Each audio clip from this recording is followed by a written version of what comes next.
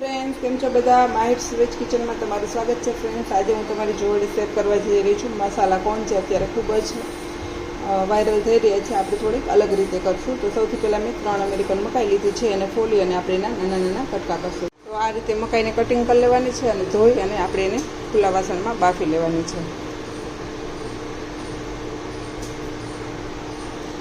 આ રીતે અને ખુલ્લું આપણે 7-8 મિનિટ બાફી લઈશું.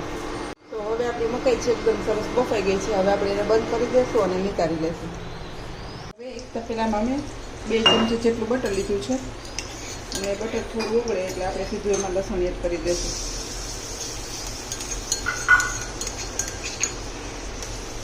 અને લસણને થોડી વાર સાંતળી લઈશું.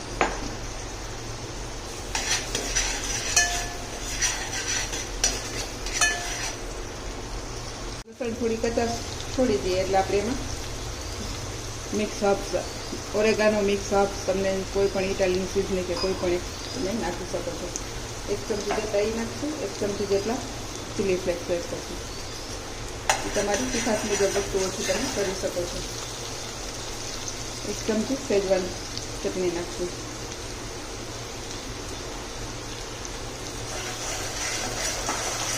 અને થોડો ટમેટા કેચઅપ. આમ તો અમેરિકન મકાઈ થોડી સ્વીટ જ હોય છે, પણ આપણે તીખાશને બેલેન્સ કરવા માટે ટોમેટો કેચઅપ 2 ચમચી જેટલો એડ કરશું અને ફરી પાછી એને હલાવવાનું.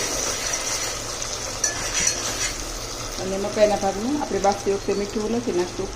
આમ પણ મકાઈમાં મીઠું ચડતું જ નથી, એટલે આપણે ઉપરથી મકાઈનું મીઠું 1 ચમચી એડ કરી દઈશું અને ફરી પાછી એને હલાવી લઈશું.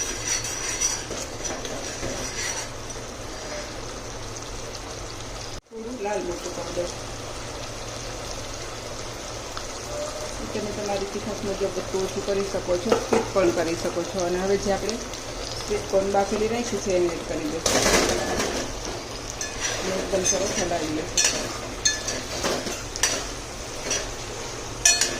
એકદમ બધાને કોટ થઈ જાય એ રીતે આપણે એને હલાવી લઈશું.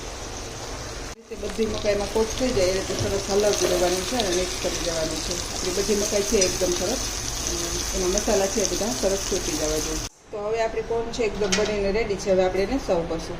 તો ફ્રેન્ડ્સ, તૈયાર છે મારી વાયરલ સ્વીટ કોર્ન. જો તમને મારી આ રેસીપી પસંદ આવે તો લાઈક કરજો, શેર કરજો અને સબસ્ક્રાઈબ કરવાનું ભૂલતા નહીં. Thank you, by.